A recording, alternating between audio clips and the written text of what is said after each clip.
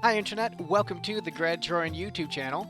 So, while a lot of people know me as the guy from the hair metal band Lipstick, a lot of people know me as the guy who made the first, and to date only, video essay that covers the entirety of Final Fantasy XI's main story content from launch to present day.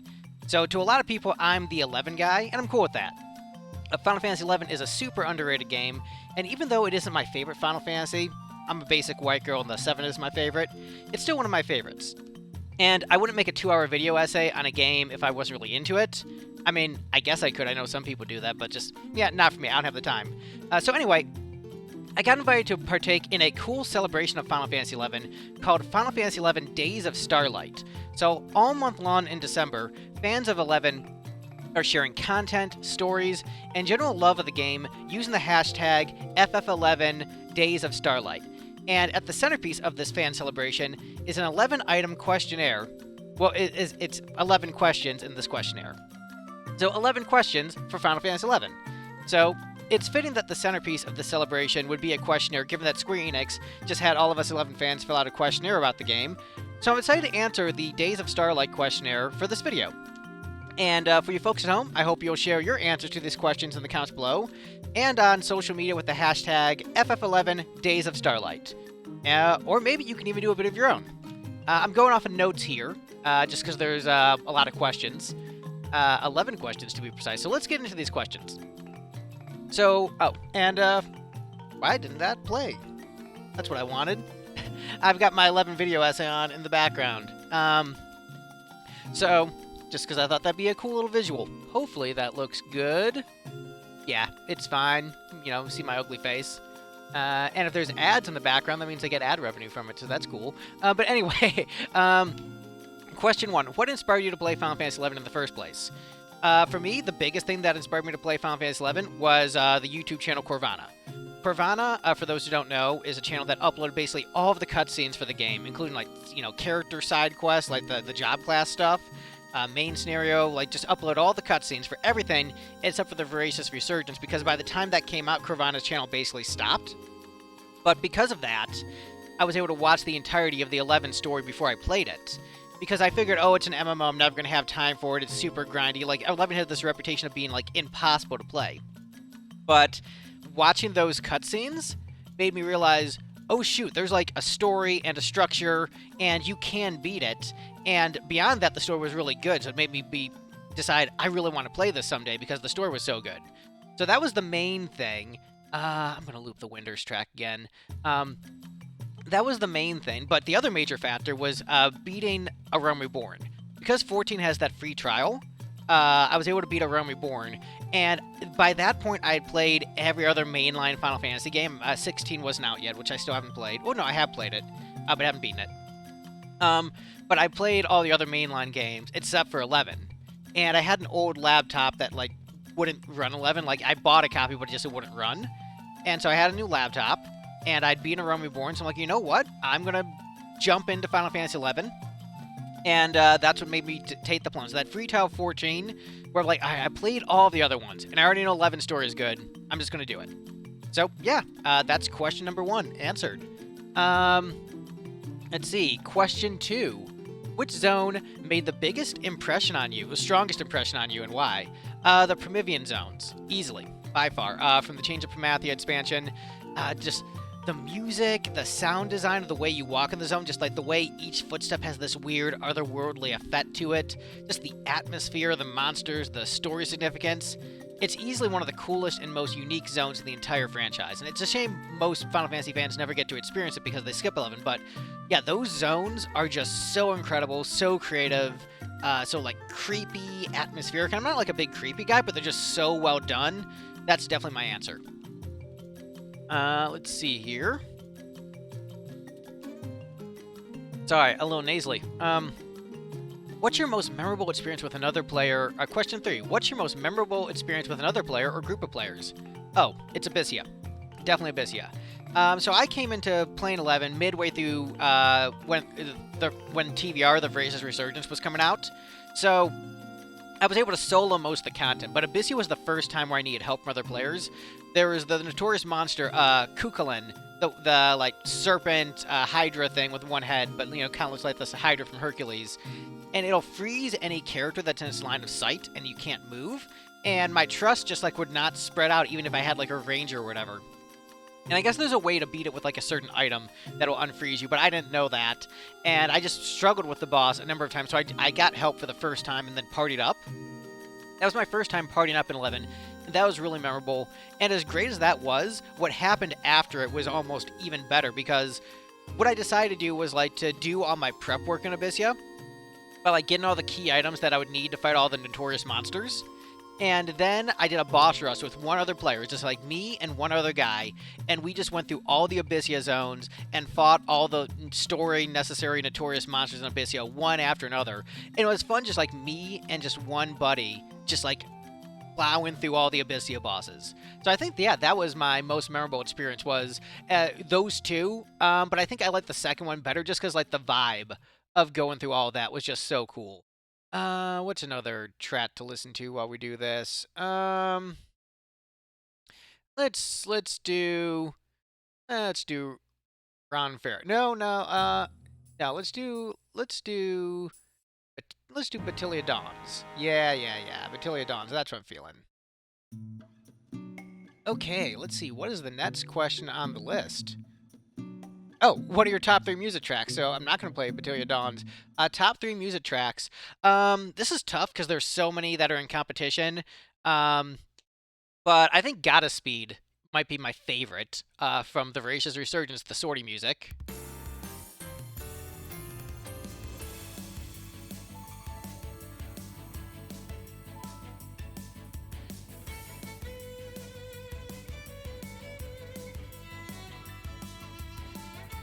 Yeah, so I think this is definitely one of my favorite 11 tracks. I just love the keyboard, the violin. It's got a great drive and rock beat to it. Like a great sense of groove from this track. Like it's a lot of Final Fantasy music like falls more into like the metal category. But this is really like straight up like the groove that they're doing. It is a rock and roll groove, and I am just all about that. And just melodically, it's catchy, it's bouncy, it's fun. So yeah, definitely a big fan of this one. I really love it. Yeah, I'll let it play for a sec. Awkwardly. What do we got behind me? Is that some Rhapsodies footage? Hopefully that's like somewhat decent to see behind me. It's just like the my 11 essay. Hopefully that's some fun footage. Yeah. Oh man, absolutely love this. So this is one of my top 3.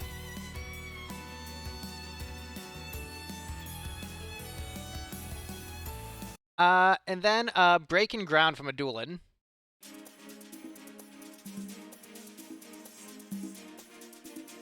Mainly for just like how great the bass playing is.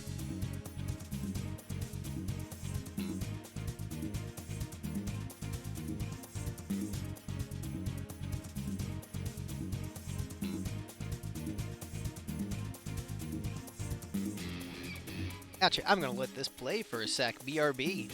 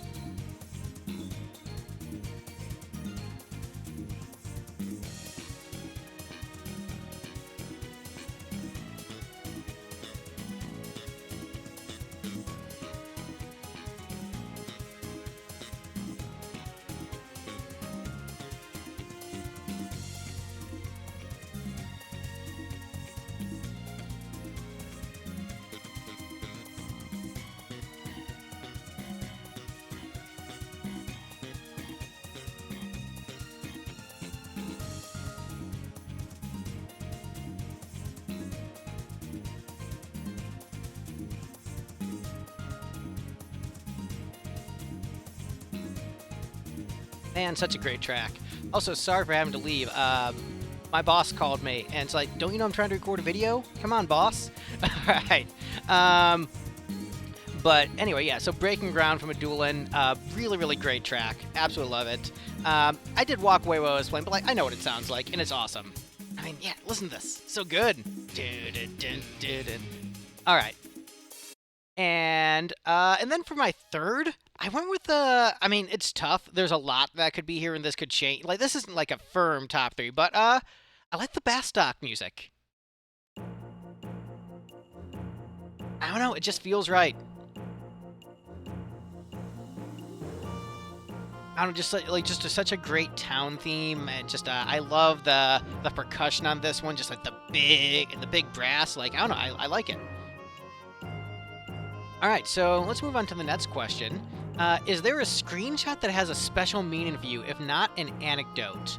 As far as a screenshot, let's see here.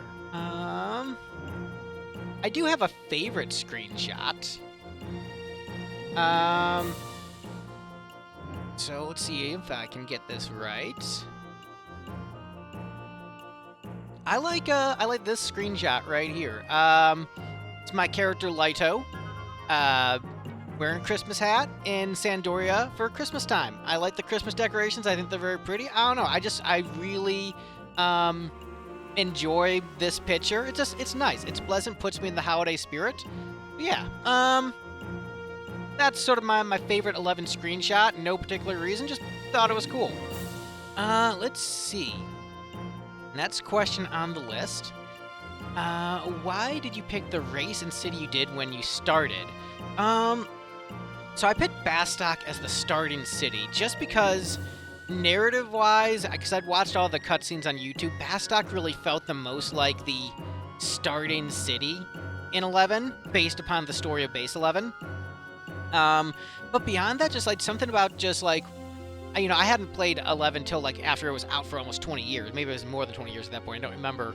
I think it was more than, yeah, around 20-ish years. And so I had seen pictures of Bastock, and for me, just something about it just grabbed me and felt like this was the starting city. Maybe it was the one like I saw the most in magazines and online. And just hearing that, you know, the Bastock music, because I've heard it before, just really just gave out like this is the starting city vibe. Especially with the story of like an adventurer looking to make a name for themselves, just like 11's, like Bastock's like the industrial nature, the, you know, small town boy coming to a big city. Like Bastock really, I don't know, felt right to me. I think Windurst would also have been a fine starter nation, but like Sandoria, I don't resonate with a starter nation at all. It just feels like that's one you definitely go and visit, but that's not where you start. But Windurst being like, you know, full of nature, and I could see that being a good starter town, but for some reason, Bastock is what worked for me. And as far as, let's get music going again. As far as the race, sorry about that. Oh, we've got ads behind me. Oh, sorry about that. All right, and let's see what. Oh, the race Taru. So when I played 14, I heard a lot of people like when they play 14, they like making themselves in the game, and so they'll make a character that looks like how they do in real life. And so I did that in 14, and I wanted to do something different in 11, where I didn't want to be just like Gred Troyan again. And so I was just like going through the character creator, and I think the Taru really appealed to me because I like cute things. You know, I've got cats. I just, you know, I love the Paddington movies. Like I love stuffed animals. Just for me, like cute, cuddly things appeal to me. So I'm down with that. And also I liked how like the proportions were basically the same as like the SNES era Final Fantasy characters. I thought that was like kind of a cool thing they did there with the Taru proportions. But just like I sort of just like gradually just developed this character, and you know, that's what the character creator just for something just like I don't know, just sort of organically came about, and I was really happy with the design and just sort of fell in love with the character I created, and just, you know, and it's like a parallel version of myself where in some ways I do see myself as like you know, the cute little guy, you know, taking the stance, like the way someone would enjoy like Kid Link. is the way maybe someone might enjoy like a Tarotaro. And I think the design is really appealing. I think it's cute. I think it's really unique. I think the like Tarotaro designs are the best looking designs of like any character that the player can create. Whereas like there's some really good human NPCs, but in terms of like what the player is able to create, I think Tarotaros look the best. So that's why I picked the Tarotaro. And let's see. Next question: what is your favorite Notorious Monster and why? Do you have a story related to an encounter with it? Another dueling one, the Yane, which is on the top of Paradamo Tor in Abyssia. I just thought it was hilarious that you had to climb Paradamo Tor again and fight a monster at the top, and the monster uses the power of wind to try to knock you off Paradamo Tor. I think that's just a hilarious troll. I'm just like, if I had fallen off, I would have been so mad, and I just think it's hilarious that the devs did that. So, yeah, that's my reason behind that. Alright, next up, what is your favorite piece of gear to use as lockstyle? I like the Weatherspoon gear from a Duelin, which, if I show the screenshot again, you can see it. That's what Lito's wearing there. I think because it was like my best gear that I had for a while when playing 11, I got used to seeing Lito in the gear, and it just felt like that's what Lito looks like. You know, obviously aside from the silly Santa hat. But and also, I didn't see a lot of other players wearing it, and not even a lot of, like, NPCs wearing it. So it really helped define, like, who Lito is as a character for me. And so I just really like that gear, and I've actually got an alternate character in 14 right now, where I'm playing as Lito in 14 with a buddy of mine as a red mage, as he was in 11. And once I get Glamour, I'm hoping to do get an outfit kind of similar to this in 14, which if you have any recommendations for that, definitely let me know. Okay, let's see what is next. Next question is, who is your favorite character from any of the storylines? Probably to be really basic, I think Shantoto is probably the best character. I think Shantoto is a really, really great character. Yeah, I'm going to probably go Shantoto. I'm going to be really basic. Shantoto is fun, funny, high power level. I mean, obviously the expansion girls are great. I think Lilithette might be my favorite one in terms of writing. I'm still not huge on her design, but I think in terms of writing, Lilithette's probably my favorite of the expansion girls. But, yeah, I'd say Shantoto. Shantoto number one. I've already heard the Bastok theme. What else do we want to do?